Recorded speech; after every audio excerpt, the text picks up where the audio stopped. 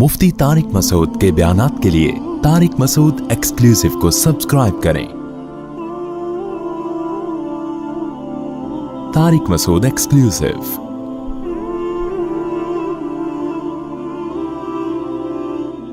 इन्नल्लाह फालिकुल हब्बि वन्नवा, बेशक अल्लाह ताला दाने और घुटली को फाड़ता है।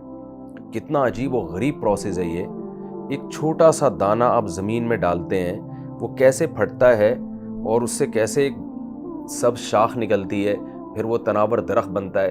तो ये ऑटोमेटिकली नहीं हो रहा, ये ख़ुद ब खुद ऐसे खूबसूरत सॉफ्टवेयर बीज में और दाने में इंस्टॉल नहीं हो रहे, इसका करने वाला कोई और है।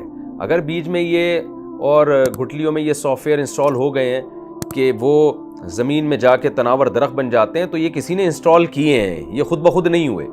तो अल्लाह फरमाते हैं वो अल्लाह वो ज़ात है जो दाने और गुठली को फाड़ता है। युखरिजुल हय्य मिनल मय्यित, ऐसा ताकतवर है कि मुर्दा से ज़िंदा को निकालता है। जैसे ये गुठली है, ये मुर्दा है, इससे ज़िंदा पौधा निकल आता है।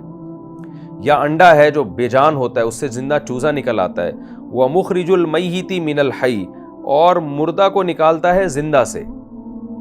इसकी भी बहुत सारी मिसालें मिलती हैं कि ज़िंदा से मुर्दा निकलता है, मुर्दा से ज़िंदा। हयात पैदा करना आज तक साइंसदान इस पर, यानी मैंने जो मेडिकल साइंस में जो माहिर डॉक्टर्स हैं उनसे रब्ता किया, वो कहते हैं अभी तक हयात को डिफ़ाइन नहीं किया जा सका कर सके साइंसदान कि ज़िंदगी नाम किस चीज़ का है। सिर्फ मिसालें दी जाती हैं, उसको उस फ़हम के करीब लाने के लिए कुछ तारीफ़ें की जाती हैं, लेकिन हकीकत में अब तक हयात, ये मैं आपके सामने बोल रहा हूँ, सुन रहा हूँ, समझ रहा हूँ, ये है क्या?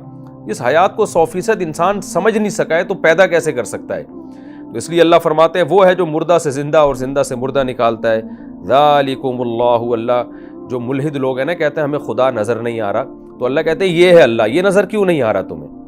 वो बनी हुई चीज़ों से नज़र आ रहा है, बनी हुई चीज़ें बता रही हैं कि हम खुद नहीं बने, हमें कोई बनाने वाला है। तो अल्लाह कहते हैं वो ऐसे है जैसे तुम्हारे सामने मौजूद है। अब तुम्हारी अकल है कि तुम कहते हो हमें नज़र नहीं आता तो हम ईमान नहीं लेकर आएंगे। ज़ालिकुमुल्लाह, ये है तुम्हारा अल्लाह। फ़अन्ना तुफ़कून, इसे छोड़कर तुम कहाँ फिराए जा रहे हो? ये भी देखें कुरान का अंदाज़ है। कुरान ये नहीं कह रहा है कि उस अल्लाह को छोड़ के तुम जा कहाँ रहे हो, बल्कि कुरान ये कह रहा है कि तुम्हें कौन है जो उधर से हटा रहा है। यानी कोई प्रोपेगंडा है जिससे तुम मुतासिर हो, कोई शैतान है जिससे तुम मुतासिर हो, वो शैतान तुम्हें हटा रहा है या माहौल तुम्हें हटा रहा है। नेचर ये नहीं कहती, नेचर तो ये कहती है कि जो रब ये काम कर रहा है फौरन उसके वजूद पर ईमान लाया जाए और उसके साथ किसी को शरीक ना किया जाए, ना उसकी ज़ात का इनकार किया जाए, ना उसके कमालात का इनकार किया जाए। तुम्हारी नेचर तो तुम्हें इसी तरफ लेकर आ रही है, लेकिन कौन सी ताकत है जो तुम्हें सीधे रास्ते से हटा के कहीं और लेकर जा रही है? फालिकुल इस्बा। फिर अल्लाह दोबारा अपनी नेमतों को बयान करते हैं। पहले ज़मीन की नेमतें बयान की, फिर अल्लाह आसमान की नेमतें बयान करेगा, फिर दोबारा अल्लाह ज़मीन की नेमतों पर आएगा। फालिकुल इस्बा, वह है जो रात को दिन को रात से जुदा करके निकालता है, गोया फाड़ देता है। जैसे जब हम कोई चीज़ फाड़ते हैं ना, तो बिल्कुल एक दूसरे से मुमताज़ और जुदा हो जाती है वो। तो ऐसे ही है जैसे रात और दिन मर्ज थे आपस में, लेकिन ये बलागत है कुरान की, अंदाज़े बयान है कुरान का। जैसे मर्ज थे, लेकिन दूध का दूध पानी का पानी कर दिया उसने। रात को बिल्कुल अलग धकेल दिया और दिन को बिल्कुल अलग धकेल के, दिन में ऐसा लगता है जैसे रात कभी थी नहीं इस एरिया पे, और रात को ऐसा लगता है जैसे कभी यहाँ रोशनी हो ही नहीं सकती। ऐसे जुदा करता है रात दिन को रात से। वजअल लैल सकना, और रात को उसने कैसी सुकून की चीज़ बनाया, सोने के लिए बनाया। आज भी सारे डॉक्टर मुत्तफिक हैं कि जो रात की नींद है वो दिन की नींद रात की नींद का मुतबादिल नहीं हो सकती। तो वो, और डॉक्टर हजरात ये भी कहते हैं कि रात को जब बिल्कुल रात का दरमियानी हिस्सा होता है, जो 12 बजे का टाइम है, उसमें इंसान के दिमाग से ऐसे केमिकल निकलते हैं कि इंसान के लिए उस वक्त सोना ज़रूरी है। अगर वो जब केमिकल बॉडी से निकले, दिमाग से निकले और इंसान जाग रहा हो, तो इंसान दिमागी तौर पर डिस्टर्ब होता है, और उस वक्त गहरी नींद में आपको सोना ज़रूरी है। ये केमिकल किसी और टाइम पे नहीं निकलते। तो मेडिकल साइंस ने भी ये बात साबित की है कि रात की जो नींद है वो इंसानी सेहत पे बहुत अच्छे असरात मुरतब करती है, क्योंकि उसमें बहुत सुकून मिलता है। दिन की नींद उसका मुतबादिल नहीं हो सकती। तो अल्लाह फरमाते हैं वजअल लैल सकना, उसने रात को सुकून की चीज़ बनाया, राहत की चीज़ बनाया। वशम्स वल क़मर हुस्बाना, और सूरज और चाँद को एक हिसाब से बनाया उसको। कैसा खूबसूरत کیسی خوبصورت کیلکولیشن ہے.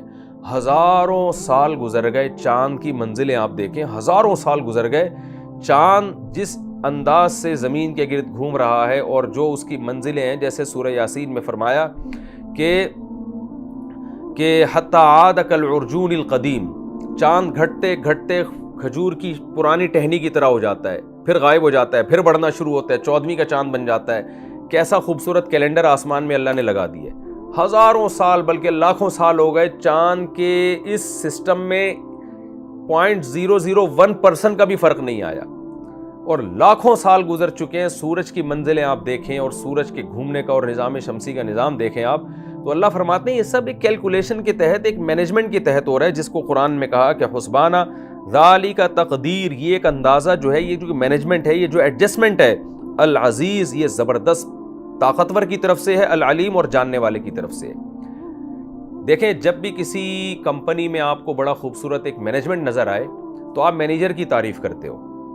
یعنی جب بھی آپ کسی ادارے میں خوبصورت سسٹم دیکھتے ہیں نا کہ بڑا پیچیدہ نظام ہے لیکن بڑے بہترین طریقے سے چل رہا ہے, مینجمنٹ بہت اچھی ہے, تو آپ 3 باتوں پر ایمان لے کر آتے ہو. 3 باتیں آپ بغیر دیکھے مانتے ہو. نمبر 1, اس کا کوئی مینیجر ہے. یہ بات چاہے وہ مینیجر آپ نے نہ بھی دیکھا ہو, لیکن آپ مانو گے کہ یار یہ ہر چیز سسٹمیٹک ہے, اس کا مطلب یہ سسٹم کسی نے بنایا ہے. تو ایک تو آپ اس پر ایمان لاؤ گے کہ یہ خود بخود نہیں ہے, کوئی مینیجر ہے, کوئی مینجمنٹ ہے جو اس کو مینیج کر رہی ہے. ایک تو اس پر. نمبر 2, جو مینجمنٹ ہے وہ پاورفل ہے, اس کا آرڈر چلتا ہے, کیونکہ اگر مینیجر کے پاس اختیارات نہیں ہوں گے تو نیچے مینجمنٹ ختم, سارا نظام درم برم ہو جائے گا, ہر آدمی اپنی چلائے گا, اور اس کے پاس پاور ہی نہیں ہے تو وہ کہاں سے. تبھی تو دیکھیں ہر کمپنی میں مینیجر کو ایک طاقت دی جاتی ہے, ایک پاور دی جاتی ہے, اس کو اختیارات دیے جاتے ہیں. تیسری چیز آپ یہ بھی بغیر دیکھے ہی مان لے آؤ گے کہ مینیجر کے پاس نالج بھی ہے, علم بھی ہے, اسے پتہ ہے کہ کمپنی میں کون غیر حاضر ہے, کون حاضر ہے, کون سی چیز کہاں رکھی ہوئی ہے. وہ کیمرے کے ذریعے یا کسی بھی طریقے سے سب احوال سے باخبر ہے, کیونکہ صرف پاور کا ہونا کافی نہیں ہے, طاقت کا ہونا کافی نہیں ہے, اگر آپ کے پاس علم نہیں ہے تو بھی نظام تباہ و برباد ہو جائے گا.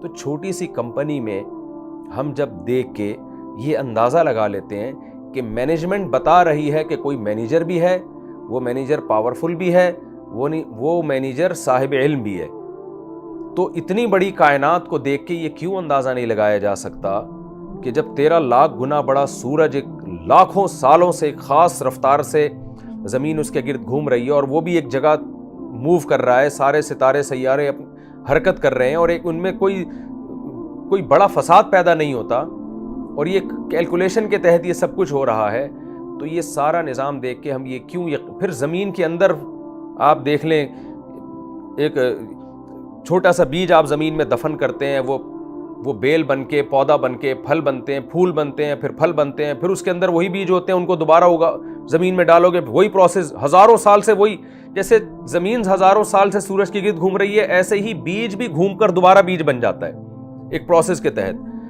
تو یہ سب کچھ دیکھ کر ہمیں یقین کیوں نہیں آتا کہ یہ کائنات اور یہ سارا سسٹم خود بخود نہیں ہے, اس کا کوئی چلانے والا ہے, اور چلانے والا بہت پاورفل ہے, اور اس کے پاس علم بھی ہے.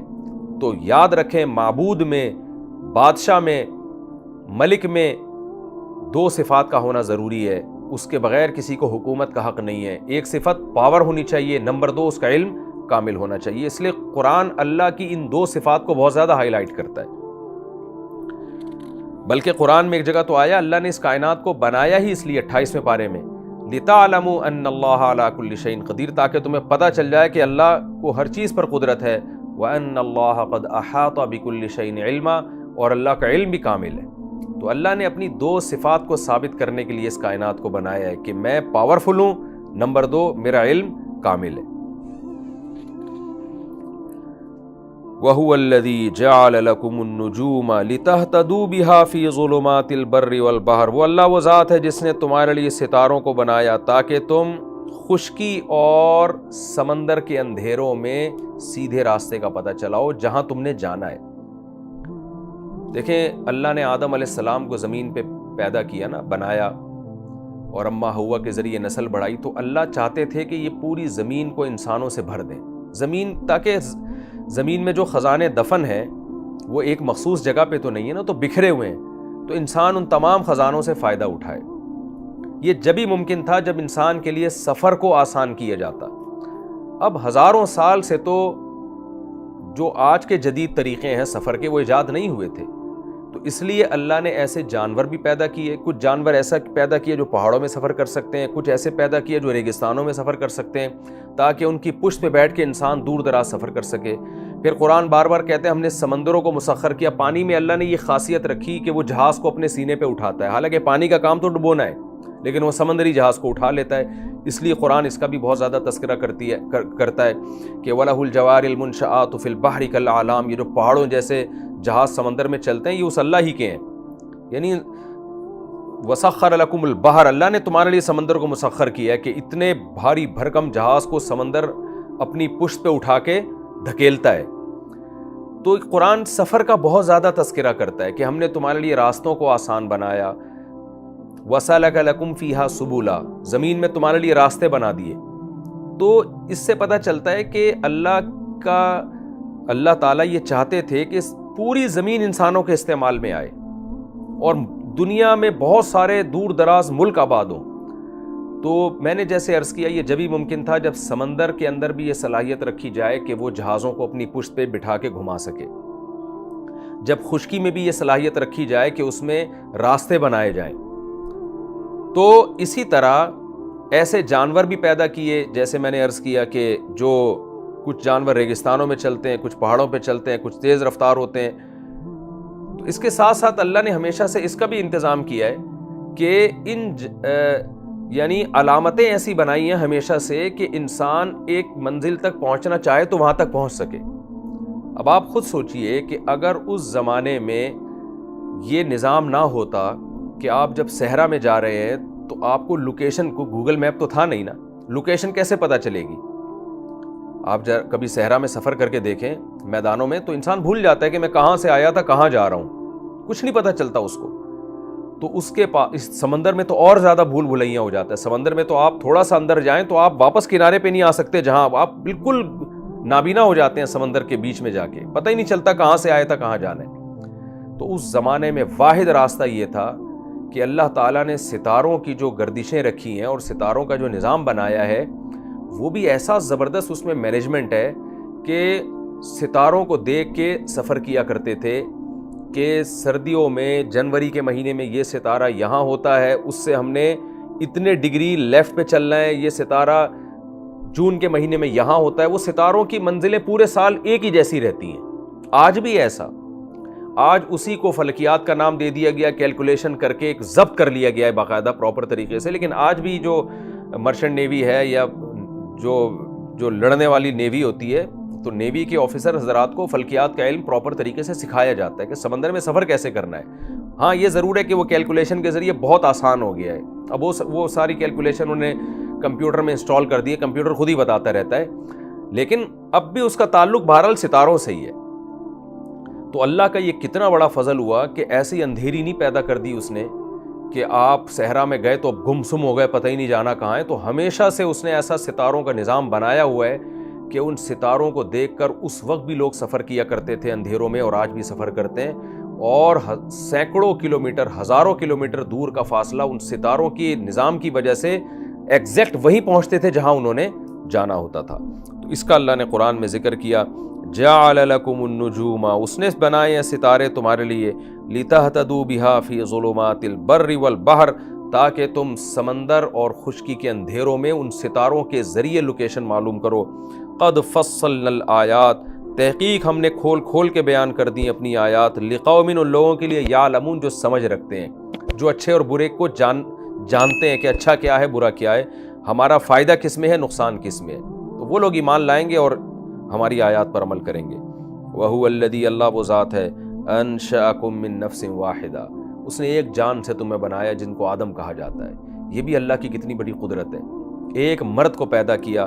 فَمُسْتَقَرٌّ, پھر کیا نظام بنایا اس نے کہ تم میں سے ہر شخص کے لیے ایک جائے قرار ہے اور ایک مستودع ہے, امانت گاہ ہے.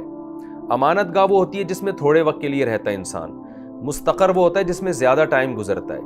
تو اب علماء مفسرین نے اس آیت کے مختلف مفہوم بیان کیے. جو راجح معنی بیان کیا ہے وہ یہ ہے کہ جب انسان اپنے باپ کے نطفے کی شکل میں باپ کے جسم میں ہوتا ہے، وہ جرمز جو ہوتے ہیں اس کو قرآن نے مستودع کہا ہے کہ آدم سے بنایا، لیکن تمہیں ایک تھوڑے دن کے لیے امانت ہے، جو باپ کے پشت میں تم ہوتے ہو، باپ کے جسم میں، باپ کی باڈی میں تم ہوتے ہو، مستقرہ جائے قرار ہے ماں کا رحم. یعنی پھر یہ پروسیس اللہ نے رکھ دیا. آدم کو تو ڈائریکٹ مٹی سے اپنی قدرت سے بنا لیا، اس کے بعد پھر یہ نظام بنایا کہ باپ کے جسم میں تم ایک جرم کے طور پر، ایک اسپم کے طور پر ہوتے ہو، جو یعنی باپ کی باڈی تمہارے لیے ایک امانت گاہ ہے جس میں تمہیں جانا ہے. اور پھر وہاں سے تم کہاں جاتے ہو؟ وہاں سے تم ماں کے رحم میں جاتے ہو، کیونکہ قرآن میں ایک دوسری جگہ پر ماں کے رحم کو اللہ نے مستقر سے تعبیر کیا ہے، قرار سے تعبیر کیا ہے، قرار معین سے، ایک قرارگاہ ہے وہ. تو یہ ایک تفسیر بیان کی گئی ہے کہ کچھ دن باپ کی پشت پہ رہتے ہو، پھر ماں کے رحم میں جاتے ہو، پھر وہاں سے دنیا میں آتے ہو. اور بعض لوگوں نے اس کی تفسیر یہ کی ہے کہ ایک مستقل قرارگاہ جو ہے وہ دنیا ہے، اور مستودع قبر ہے، یعنی قبر جس میں بطور امانت کے ہم رکھے جائیں گے، کیونکہ وہاں سے ہم نے نکلنا ہے. تو دنیا میں استقرار یعنی قرارگاہ، دنیا میں کچھ دن رہنا ہے، پھر ہم نے قبر میں بطور امانت کے رہنا ہے. تو ہر تفسیر یعنی قرآن کسی بھی تفسیر کا اس میں انکار نہیں کر رہا، سارے احتمالات درست ہیں. جو میرے نزدیک راجح تھا وہ میں نے آپ کے سامنے بیان کر دیا. قد فصلنا الآیات، تحقیق ہم نے آیات کو کھول کے بیان کیا ہے، لقوم، ان لوگوں کے لیے، یفقہون، جو سمجھ سے کام لیتے ہیں. وَهُوَ الَّذِي أَنزَلَ مِنَ السَّمَاءِ مَاءً، وہ اللہ وہ ذات ہے جس نے آسمان سے پانی برسایا. فَأَخْرَجْنَا بِهِ نَبَاتَ كُلِّ شَيْءٍ، اور اس پانی سے ہر طرح کے نباتات پیدا کیے. یعنی یہ بھی ایک قدرت ہے، ایک جیسا پانی اتر رہا ہے، لیکن اسی ایک جیسے پانی سے کیا کیا پیدا ہو رہا ہے، کتنے الگ ذائقوں کے، کتنی الگ شکلوں کے، اور کتنے الگ رنگوں کے پھل اور درخت پیدا ہو رہے ہیں. فَأَخْرَجْنَا مِنْهُ خَضِرًا، ان میں سے ایک کو اللہ بیان کرتے ہیں، ہم نے اس پانی سے نکالی ایک سبز شاخ.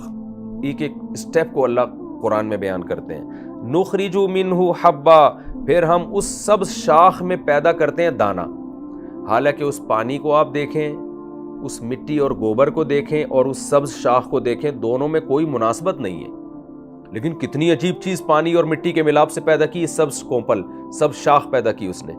پھر اس سبز شاخ کو آپ دیکھیں، کوئی بھی دنیا میں عقل مند نہیں کہہ سکتا اس میں دانے پیدا ہو جائیں گے. یہ تو ہم دیکھ رہے ہیں اس لیے کہہ رہے ہیں کہ ایسا ہوتا ہے. کسی نے نہ دیکھا ہوتا، آپ کروڑ دفعہ اس کو بتائیں کہ یہ سب شاخ میں دانہ پیدا ہو جائے گا، وہ کبھی بھی نہیں مانے گا، کہے گا اس میں دانہ ہو ہی نہیں، سائنسدان بھی نہیں مانیں گے اس بات کو. وہ تو سب دیکھ رہے ہیں تو کہتے ہیں بھئی ایسے ہو جاتا ہے. اللہ فرماتے ہیں نخرج منہ، ہم نکالتے ہیں اس سے حبن، دانہ. اور اگر یہ آٹومیٹیکلی اتفاق سے اس سب شاخ سے دانہ پیدا ہو بھی رہا ہے تو بے ڈھنگا ہونا چاہیے نا. لیکن قرآن کہہ رہا ہے متراکبا، وہ دانے ایک دوسرے پہ سوار ہوتے ہیں، کیسے جڑے ہوئے ہوتے ہیں.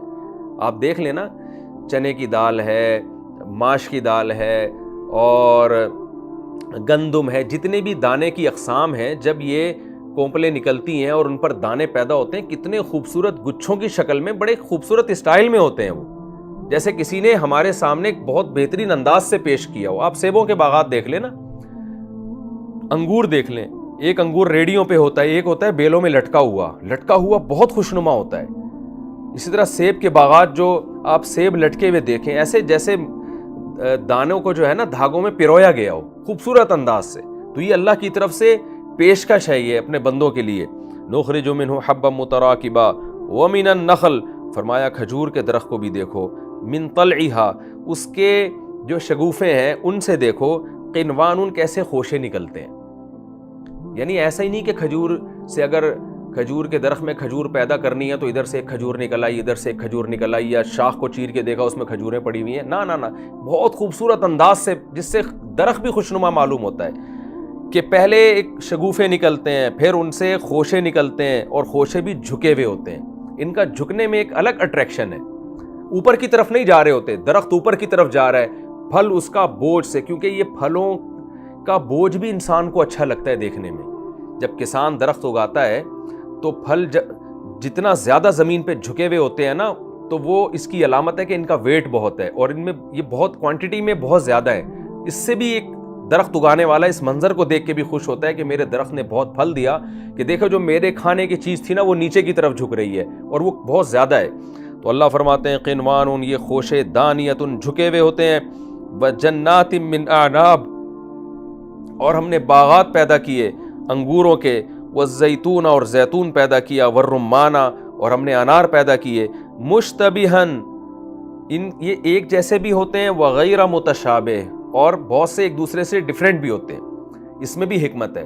एक ही आदमी एक तुर्श चीज़ खाता है, एक ही आदमी मीठी चीज़ खाता है, एक ही दरख्त में ऐसे अंगूर पैदा हो रहे हैं, इस वाले अंगूर में थोड़ी मिठास ज़्यादा है, उसमें थोड़ी तुर्शी ज़्यादा है, ताकि हर मिजाज का आदमी उस फल से फ़ायदा उठा सके। उसमें भी अल्लाह ने जायके मुख्तलिफ पैदा कर दिए, रंग मुख्तलिफ पैदा कर दिए।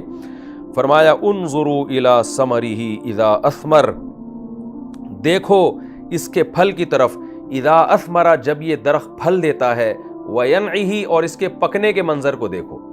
यानी ये A to Z दरख्त के फल निकलने और इसके अंजाम तक के प्रोसेस को देखो। ये प्रोसेस कितना खूबसूरत है कि पहले कैसे खोशे निकलना जो है, शगुफे निकलना शुरू होते हैं, उससे खोशे निकलते हैं, फिर उसमें फूल पैदा होता है, उन फूल पे तितलियां और परिंदे माइल होते हैं उनकी तरफ, और नर मादा का मिलाप होता है, फिर उससे एक छोटा सा कच्चा सा फल पैदा होता है जिसमें कोई जायका नहीं होता, उसका साइज़ भी छोटा होता है। फिर आहिस्ता आहिस्ता आहिस्ता आहिस्ता, क्योंकि करीब में अनार का जिक्र है तो पहली मुराद इससे अनार है, फिर वो आहिस्ता आहिस्ता बड़े होते होते उसमें कैसी सुर्खी पैदा होती है, फिर उसके अंदर आप दाने कैसे खूबसूरत अंदाज से जुड़े हुए होते हैं, और वो फल बड़े, हमने तो देखा है ना, जो आप कंधारी अनार कभी देखें, चमन में अनार कभी देखें, ऐसे बड़े होते होते होते होते वो फट जाते हैं। फिर जब बिल्कुल पक के तैयार होता है उसमें रस निकलना शुरू हो जाता है। हमारे एक उस्ताद कहा करते थे, ऐसा लगता है कि अनार जब तैयार होता है ना तो खुशी से फट गया गोया कि वो, ऐसा उसका एक मंजर पेश हो रहा होता है। तो अल्लाह फरमाते हैं इन फलों के पकने के अंदाज को देखो, इन्न फी ज़ालिकुम, बेशक इसमें, ये जो यानी अल्लाह इशारा करके बता रहे हैं, बेशक इन सब बातों में लआयातिन, बड़ी बड़ी निशानियां हैं, लिकौमिन, उन लोगों के लिए, युमिनून, जो ईमान लाना चाहते हैं, जिसके जो चाहता ही नहीं है ना कि सीधा रास्ता मिले, वो इससे ज़्यादा करोड़ों दलाइल खुदा के वजूद और तौहीद के देख लेगा, वो फिर भी ईमान नहीं लेकर आएगा। लेकिन जो चाहता है उसके लिए ये दलाइल काफ़ी हैं। वजअलू लिल्लाहि, अल्लाह फरमाते हैं ऐसी ज़ात थी खुदा। अब चूँकि मैंने बताया इस आयत में मुल्हिदों पर भी रद्द है, जो इल्हाद करते हैं, जो खुदा के मुनकिर हैं, और मुशरिकों पर भी रद्द है। तो अब कुरान मुशरिकों की तरफ आता है कि इन मुशरिकों को देखो, जिस खुदा ने ये सारे तसर्रुफात किए हैं, इनके हाथों से बनाए हुए बुत इनमें से कोई भी काम नहीं करते। कब्र में जो मुर्दे लेटे हुए हैं, जिनके सामने ये जाके सरदा करते हैं, उनमें से किसी ने एक दरख्त भी नहीं बनाया। लेकिन वजअलू, इन अल्लाह शिकायत कर रहे हैं, वजअलू लिल्लाहि, लेकिन इन्होंने अल्लाह के लिए बना दिए शुरका, शरीक।